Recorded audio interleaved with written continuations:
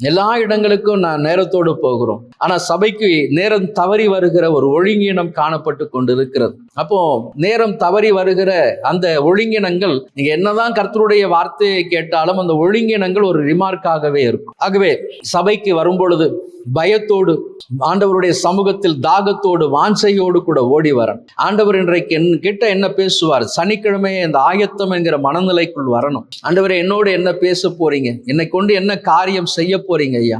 அப்ப ஆயத்தத்தோடு கூட வரும்பொழுது, தாகத்தோடு கூட வரும்பொழுதுதான் உங்கள் மூலமாய் கர்த்தருடைய நாமம் மகிமைப்படும். சபைக்கு வருகிற அநேகர் காரியங்கள் இருக்கலாம், ஆனா கர்த்தருடைய கண்கள் நம் மீது நோக்கமாய் இருக்கிறது. கர்த்தர் வேதம் சொல்லுகிறது, கர்த்தர் தம்முடைய பரிசுத்த ஆலயத்தில் இருக்கிறார் என்று சொல்லி. இப்ப பரிசுத்த ஆலயத்தில் இருக்கிறவருடைய கண்கள் நம்மை தேடிக்கொண்டு இருக்கும். ஆண்டு, என் மகன் வந்திருக்கிறானா, என் மகள் என்னுடைய சமூகத்துக்கு வந்திருக்கிறாங்க, என்ன காரியமாய்? அப்ப நீங்க தாகத்தோடு வாஞ்சையாய் வரும்பொழுதுதான் கர்த்தரிடத்திலிருந்து நீங்கள் ஆசீர்வாதங்களை பெற்றுக்கொள்ள முடியும். ஆகவே சபைகளில் சாட்சியாயிருங்க. கர்த்தரை நல்ல வாய்களை திறந்து நல்ல சத்தத்தை உயர்த்தி கர்த்தரை பாடி மகிமைப்படுத்துங்க. நல்ல வாய்களை திறந்து கர்த்தரை மகிமைப்படுத்தி ஆராதனை செய்யுங்க. எல்லா இடங்களிலும் கர்த்தருக்காக, ஒரு மனுஷனை பிரியப்படுத்துவதற்காக அல்ல, ஊழியர்களை, ஊழியக்காரிகளை, உங்கள் போதகர்களை திருப்திப்படுத்துவதற்காக அல்ல, கர்த்தர் மகிமைப்படும்படியாக, கர்த்தருடைய சப்தம் ஆமென் உங்களுடைய செவிகளில் தொனிக்கும்படியாக கர்த்தரை மகிமைப்படுத்தும். கர்த்தருடைய ஆலயத்துக்கு வாங்க.